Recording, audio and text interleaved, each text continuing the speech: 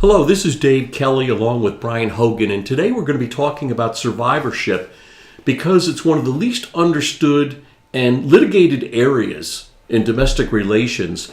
And Brian and I together, we've testified hundreds of times on the survivorship issue, especially on some very sophisticated issue about actuarially valuing survivorship, or whether it should even be valued, and its role in the division of a pension asset.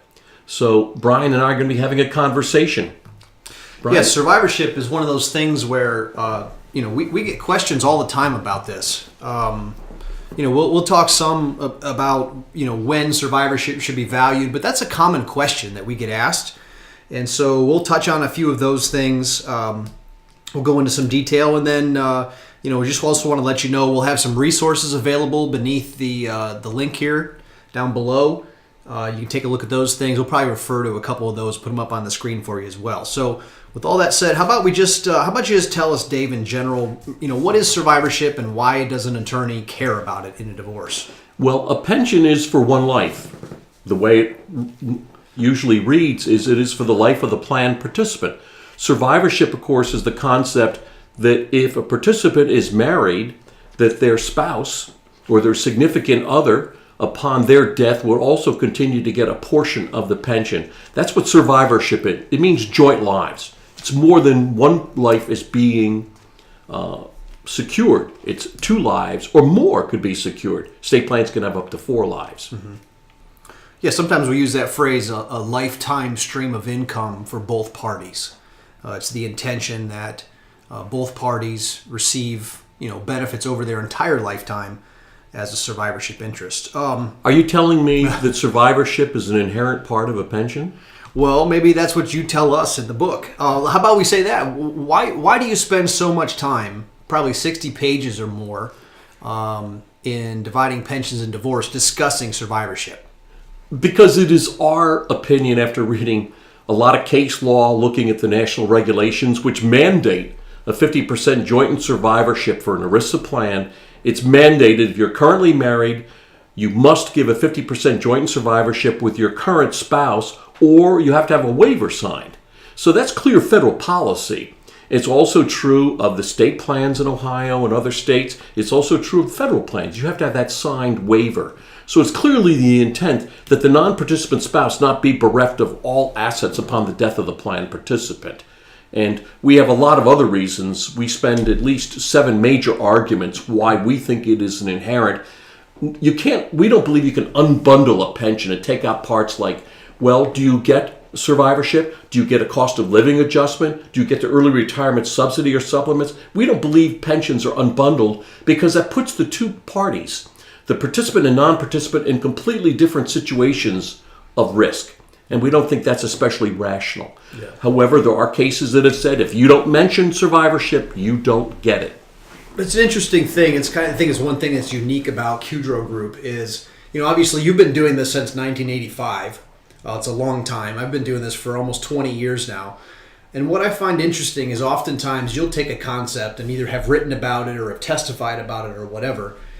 And then we have other folks on our team here. We have a team of quite a few people who internalize those ideas and then retranslate it. And in a lot of ways, that's what I think becomes valuable to attorneys, that we have a group. So like, for instance, what you were just saying about unbundling a pension, I have this analogy that I use with attorneys and say, well, when you say that the former spouse gets the car, you don't then go back and say, well, let's now decide if the former spouse gets the tires and the windshield wipers. It's just one car and she gets the whole car. You don't go back and unbundle it and have that discussion. So it's kind of neat. I just had that thought. Sometimes we develop analogies to try to help people understand complex ideas like this. What you're saying is a pension is a pension.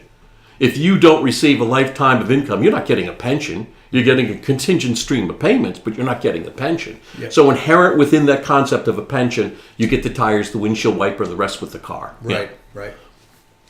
Well, let's talk just briefly about 2 different types of survivorship. There's a survivorship both before and after retirement. So maybe we would talk about that, pre-retirement survivorship, post-retirement survivorship. And then maybe in that too, what's the cost involved in survivorship? Well, I think the first most important element is to recognize the least understood element of survivorship is pre-retirement. The Retirement Equity Act, which went into effect on 1/1/1985, created something called the Qualified Pre-Retirement Survivor Annuity. QIPSA is our short. Qualified Pre-Retirement Survivor Annuity. And basically, that's as though the plan participant had retired the day before they died, lived to the earliest retirement age, and elected a 50% joint in survivorship, meaning if they had a $1,000 pension they had accrued at the normal retirement age of 65, they would have lived to the earliest retirement age, typically, let's say 55, at which time they might have had, doing a 6% reduction a year, they would have only received 40% of the $1,000 or $200. At that time, they would have elected survivorship, which would cost, let's say, 10% for a 50% joint in survivorship. The $400 would have been reduced by the 10%, $360. That means the non-participant spouse would receive half of the $360 or $180, adjusted to their life, meaning adjusted to their age. It has to be unisex. It can't be male or female because of Title VII considerations and the Supreme Court decisions in Arizona Governing Committee versus Norris and Los Angeles Water Department versus Manhart. There are very strict reasons why they are not done. But it is then adjusted, the $180, to reflect the life expectancy of the non-participant. That's the actuarial reduction. That's QIPSA. Every QDRO should contain QIPSA. We're talking about all of our, ERISA plans. We're not talking about government plans or state plans. Now, post-retirement is secured in two different ways. The standard way most orders are done pre-retirement is to do a separate interest QDRO, in which you cut off, like with meat cleaver, part of the pension and adjust it to the life expectancy of the non-participant spouse. How do you know it's a separate interest QDRO? The measuring life is the alternate payee, the non-participant spouse. All of the reduction takes place to that share of the pension. No reduction actuarially is done to the participants.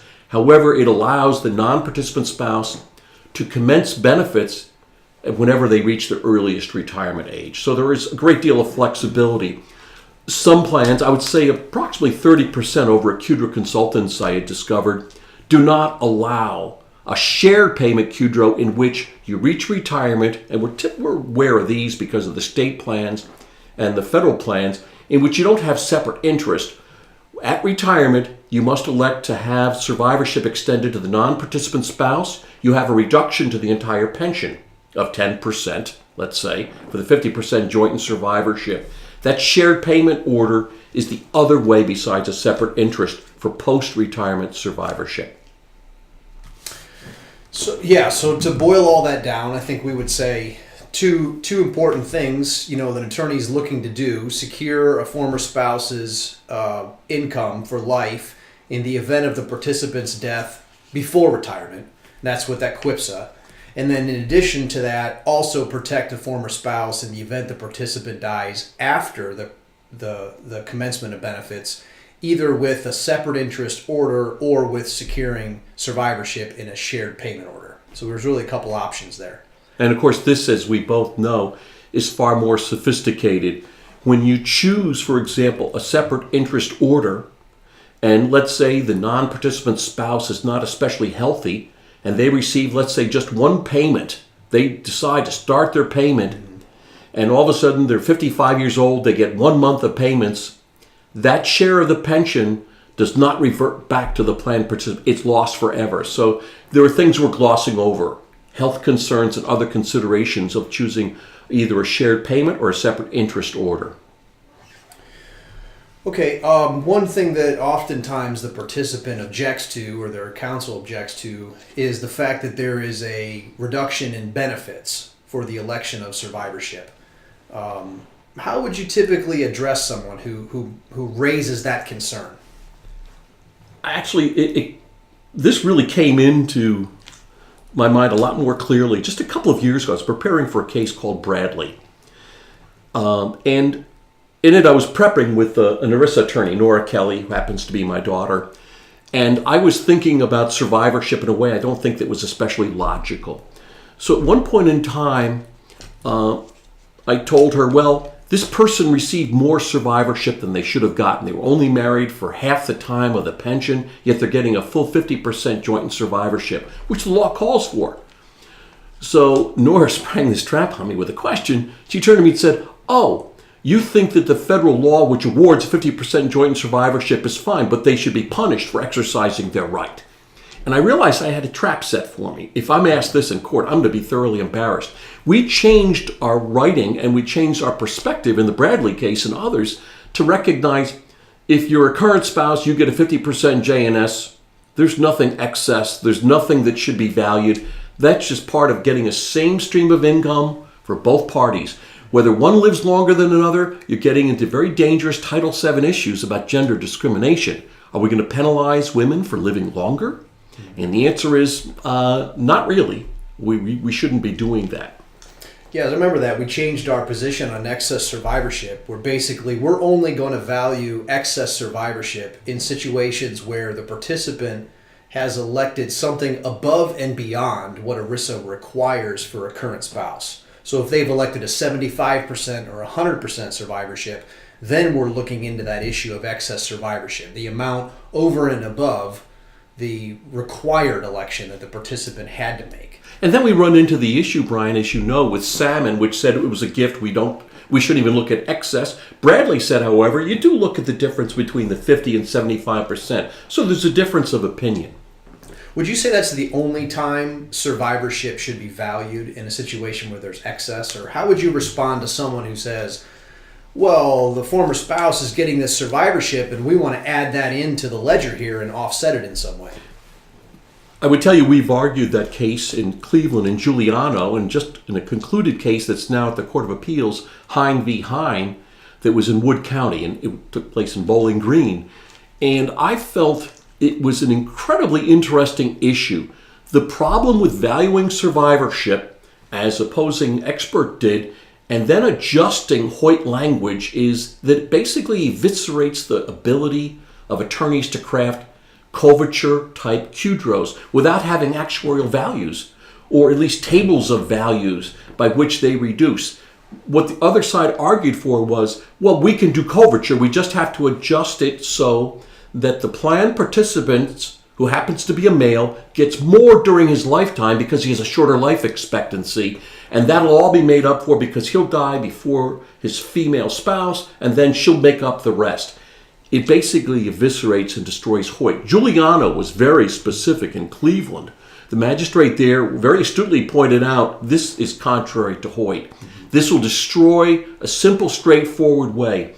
And the magistrate understood if both parties are getting the same stream of income for their lives, but one gets it for a slightly longer period of time, no one is harmed. That is the nature of males and females.